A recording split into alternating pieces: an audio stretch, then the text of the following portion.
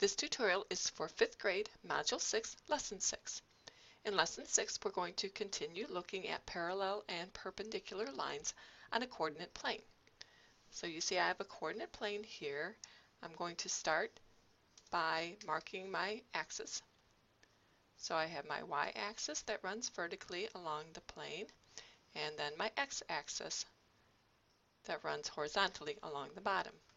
You'll notice on this coordinate plane that the units are marked as decimals. I have 0 and 1 whole, and each individual block is 1/10. So you can see the halfway point is 5/10. So we'll keep that in mind as we first start by plotting certain points on the coordinate plane. Point A will be plotted at 3/10 and 1/10. I'll start at the origin, move over to where the 3/10 point would be, and then I'll move up 1/10, and that would just be 1 unit. And I'll mark that point A. Point B is found at 3/10, 7/10. I'll move over to the 3/10 point and move up to the 7/10 point, which would be right here, 2 points above the 5/10 mark, and that would be point B. And point C is found at 2/10, 9/10. So I'm going to start at my origin, move over 2/10, and travel up the line to the 9/10 point, and that would be point C. 9/10 would be directly before 1 whole. And point D is found at 4/10 and 9/10. So I'll travel over my x-axis to 4/10, and I will climb up to the 9/10 point and mark that as point D. So there are my 4 points. B says to use a straight edge to construct line segments AB and CD. I'm going to connect A and B to form a line segment and C and D to form a line segment. And here I have those 2 line segments. Question C says line segment blank is parallel to the x-axis and is perpendicular to the y-axis. So I first need to look for a line that runs parallel to the x-axis, meaning it's going to run in the same direction, will never cross the x-axis, will always be the same distance from it. And that would be line segment CD. So line segment CD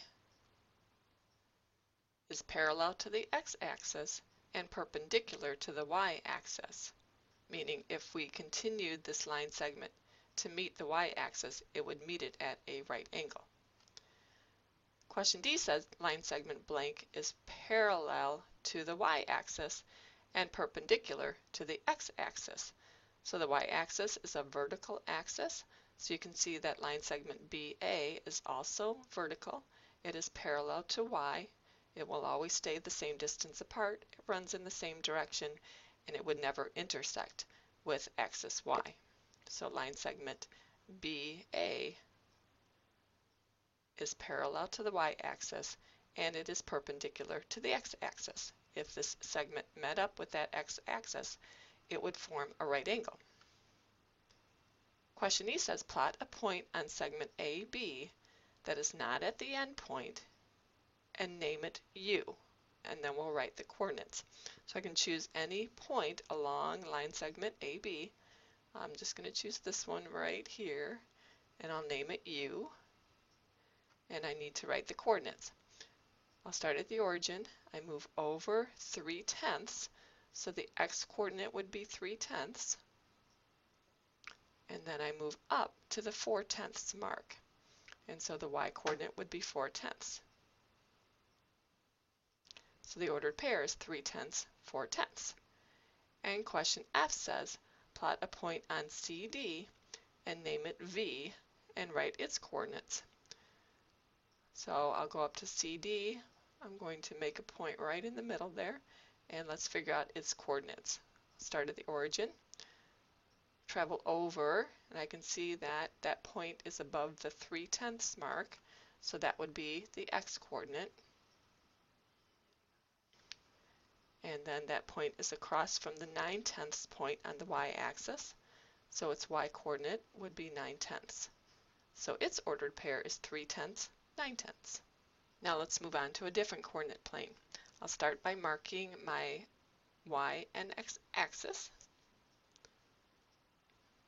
and look at the first direction. It says to construct line F so that the y coordinate of every point is 3.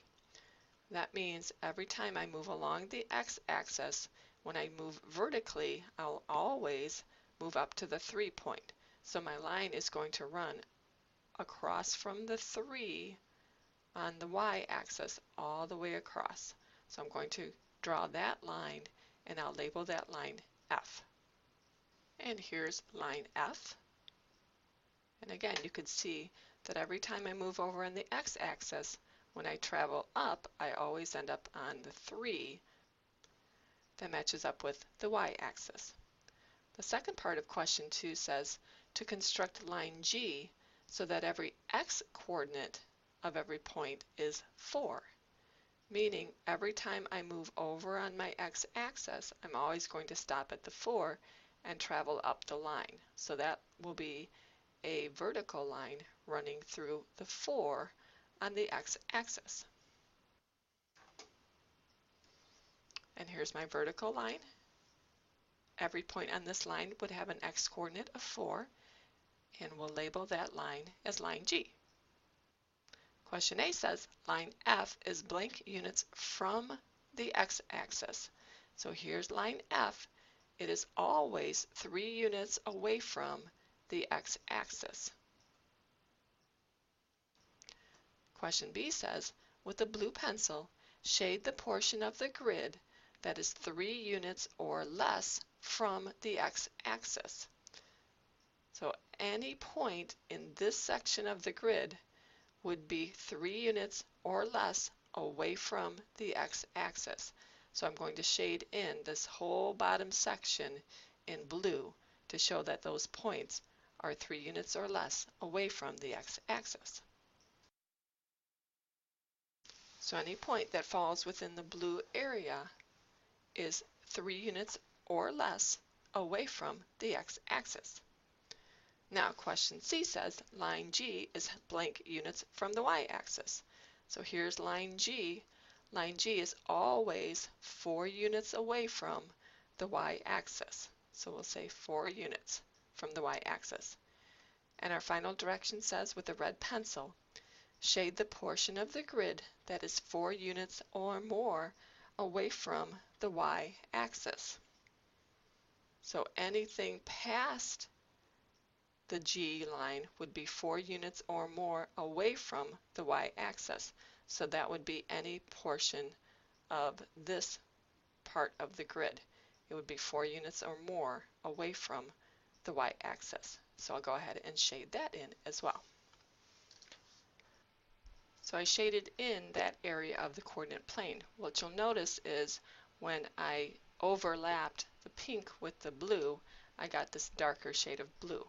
What that means is any point in that dark blue area would be 3 units or less from the x-axis and 4 units or more from the y-axis. And those vertical and perpendicular lines help us locate that area of the coordinate plane.